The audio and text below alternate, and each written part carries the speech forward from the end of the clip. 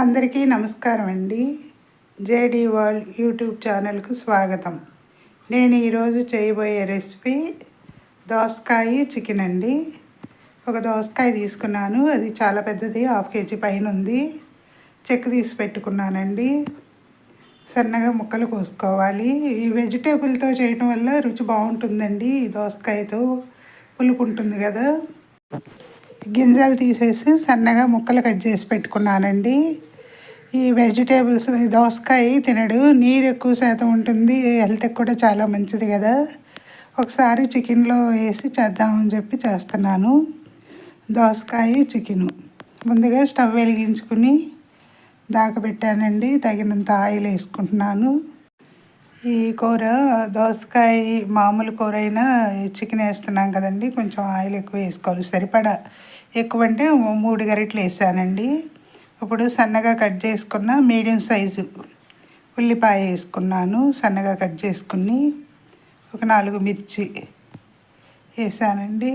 ఇది టేస్ట్ చాలా బాగుంటుందండి, పుల్ల పుల్లగా ఉంటుంది. ముందే వేయకూడదండి దోసకాయ, సగం కూర ఉడికిన తర్వాత వేసుకోవాలి.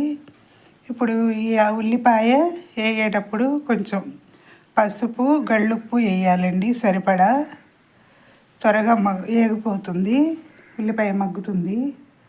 ఇలా ఒకసారి కలుపుకోవాలి. దీన్ని గళ్ళుప్పు కూడా సరిపడా వేసుకోవచ్చండి, కూరకి సుమారు తెలుస్తుంది కదా.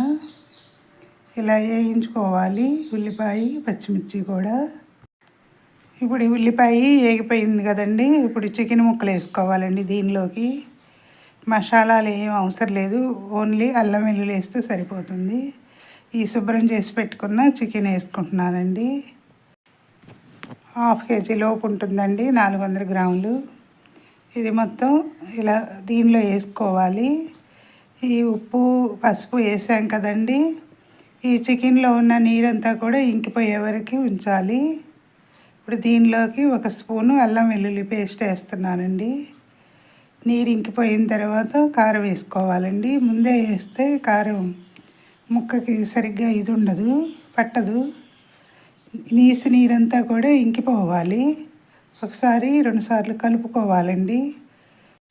ఈ చికెన్లో ఊరిన నీరంతా కూడా ఇంకిపోయే వరకు ఉంచాలి, కలపాలి. ఒకసారి 2 సార్లు ఇలా కలపడం వల్ల ఒక పక్క అడుగంటుతుంది కదా, నీరు లేకపోతే. ఆయిల్ పైకి వచ్చినప్పుడు తెలుస్తుందండి. ఇప్పుడు దీనికి సరిపడా కారం వేసుకోవాలి.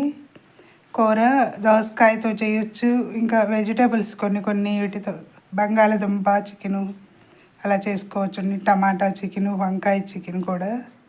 ఇప్పుడు సరిపడా 2 స్పూన్స్ కారం వేస్తున్నాను. కారం వేసి మొత్తం కలపాలి కూరని.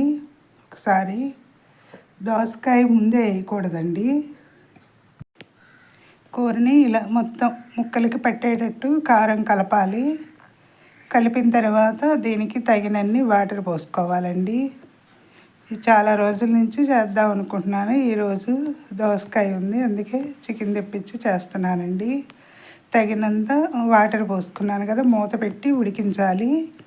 సగం ఉడికిన తర్వాత సన్నగా కట్ చేసి పెట్టుకున్న దోసకాయ ముక్కలు వేసుకోవాలండి. ఈ గింజలు తీసేసాను కదా, అయినా పులుపు ఉంది కాయ బాగానే. ఇప్పుడు దీన్ని మొత్తం ఒకసారి కలియబెట్టి ఉడికించుకోవాలండి దగ్గర పడే వరకు. ఈ చికెన్లో ఉడకటం వల్ల దోసకాయ చాలా బాగుంటుంది. ఇప్పుడు ఇలా ఉడుకుతుంది కదా, ఒకసారి చూడాలండి, కలిపి చూడాలి. సబ్స్క్రైబర్స్ పెరగటం లేదండి, సబ్స్క్రైబ్ చేయండి. మరిన్ని వీడియోస్ చేస్తాను. ఒక 5 మినిట్స్ అయితే అయిపోయిందండి. నేను చేసే వీడియోస్ ఎలా ఉన్నాయో కామెంట్స్లో పెట్టండి. మరిన్ని వీడియోస్ చేస్తాను. టేస్టీగా దోసకాయ చికెన్ కూర అయిపోయిందండి. నచ్చితే లైక్ చేయండి, షేర్ చేయండి, సబ్స్క్రైబ్ చేయండి. మీ లక్ష్మీ కుమారి.